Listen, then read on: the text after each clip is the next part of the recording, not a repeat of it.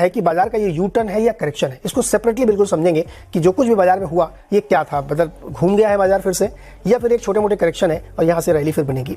दूसरा टॉपिक है कि एचडीएफसी ट्विंस में यानी एचडीएफसी और एचडीएफसी लिमिटेड में बैंक में जो मर्जर की प्रक्रिया के बीच में एक एमएससीआई का रिबैलेंसिंग की खबर आई, उसकी वजह से शुरुआत वहीं से हुई, मार्केट में काफ़ी उथल पुथल मची और मार्केट काफ़ी करेक्ट हुआ और फिर धीरे धीरे काफ़ी ज़्यादा हुई। तो इन दोनों स्टॉक को पर से कैसे समझना चाहिए, कैसे इसको एक्सप्लेन करें कि क्या हुआ और इससे आगे क्या होगा, या फिर ये बहुत छोटी सी घटना है इसको बहुत ज़्यादा तवज्जो नहीं देनी चाहिए।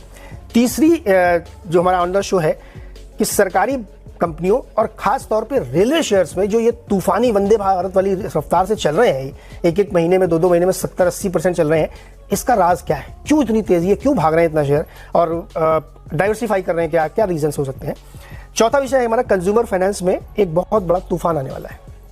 वो तूफान ये है कि जियो फाइनेंस आने वाला है उसका डिसीजन हो चुका है और वो जल्द ही हम लोगों के सामने होगा। इसके करंट शेयरधारकों को एक के बदले एक शेयर मिलेंगे, इसी पे हम लोग बातचीत करेंगे। आप तो ये 4 अलग अलग विषय हैं, चारों को अलग अलग डिस्कस करेंगे। आज के जो मेहमान उनसे परिचय करा दूं, मिहिर बोरा सर हमारे साथ हैं जो मैक्स लाइफ इंश्योरेंस के डायरेक्टर और सीआईओ हैं, मेरे साथ स्टूडियो में।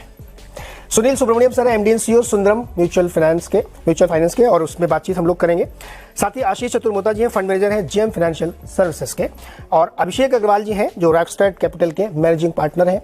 आप सबका सर बहुत बहुत स्वागत है और चारों दिग्गजों से इन चारों विषयों को डिकोड कराने की कोशिश करते हैं। तो पहला सवाल मेरा जो है कि बाजार में यूटर्न या करेक्शन, इसको सेपरेटली समझते हैं। मिहिर सर ये क्या हुआ है, बाजार में यूटर्न ले लिया क्या उसने, इतने दिन तक चला, आप चलो पीछे चले, ये हो रहा है?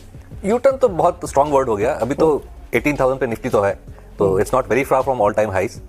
तो मेरे ख्याल से जिस तरह से बाजार वॉलेटिलिटी की ओर जा रहा है, वो लग रहा है कि जो यूएस में डेवलपमेंट्स हो रहे हैं उसके भी थोड़े इम्पैक्ट आ सकते हैं, खास करके जिस तरह से यूएस में मिड साइज बैंक की क्राइसिस है, वो सब जो है मेरे ख्याल से कंसर्न्स बाजार के माइंड में है। बट यू टर्न तो नहीं है अभी, तो मैं बोलूँगा सिर्फ करेक्शन ही है, क्योंकि बाजार ऐसा तो कुछ गिरा नहीं है ऑल टाइम हाई से। तो ये करेक्शन है छोटा मोटा, अभी तक तो ऐसे ही कह सकते हैं। लेकिन अमेरिका में इतना कुछ हो रहा, कोई फर्क ही नहीं पड़ रहा।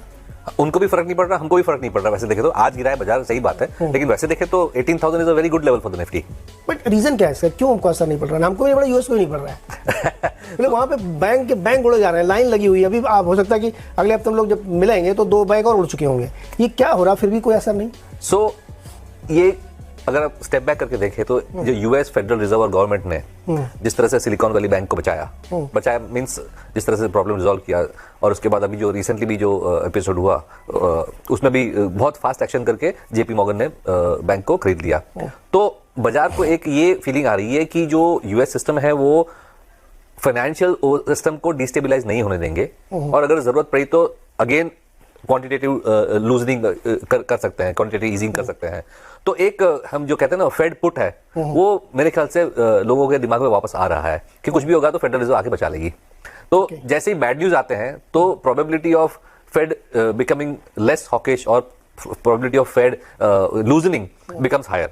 तो अभी हम देखें तो लास्ट परसों जो फेड ने हाइक किया 25 बेसिस पॉइंट का, वो अब उसके बाद बॉन्ड प्राइसेस एक्चुअली ऊपर गए। इंटरेस्ट रेट्स जो फ्यूचर है 10 ईयर बॉन्ड वगैरह ईज ऑफ हो गए, क्योंकि बाजार ये कह रही है कि भले आपने हाइक कर दिया बट ये आपका आखिरी हाइक था, और अब स्लो डाउन इतना आएगा कि नेक्स्ट 6 महीने में आपको काटना शुरू करना पड़ेगा। ये बॉन्ड प्राइस, हाँ ये बाजार कह रहा है। तो बाजार फेड को चैलेंज कर रहा है कि हम कह रहे हैं कि ऐसी रिसेशन आने वाली है कि आपको काटना पड़ेगा।